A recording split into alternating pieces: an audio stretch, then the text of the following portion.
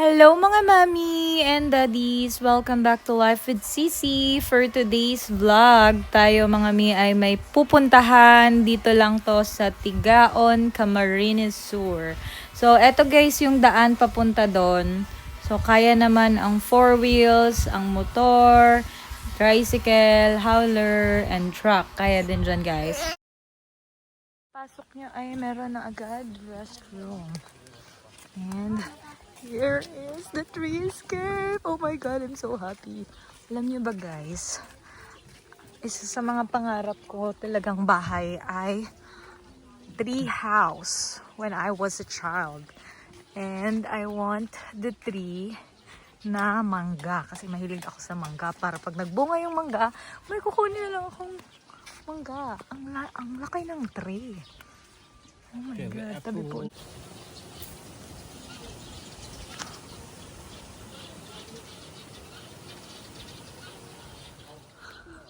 Ito daw guys, brown. Pwede siyang picture-picture and pwede siyang puntahan ng public.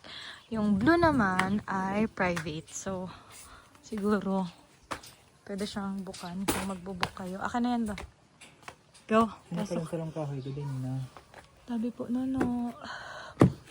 Gum. Hi! Let's go. Oh my God. So mataas. So, eto mga mami, yung taas ng brown house. Makikita nyong napaka-aliwala, sobrang ganda, and Instagrammable din yung lugar.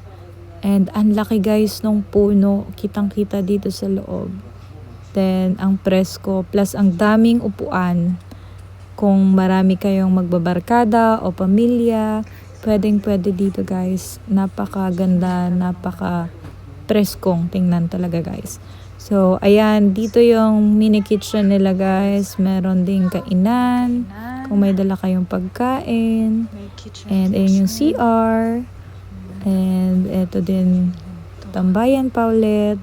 So, ayan, ang laki guys ng puno. Kitang-kita dito yung katawan ng puno. So, ayan si Sisi. Sinama namin si Sisi para ma-experience niya rin yung tree house.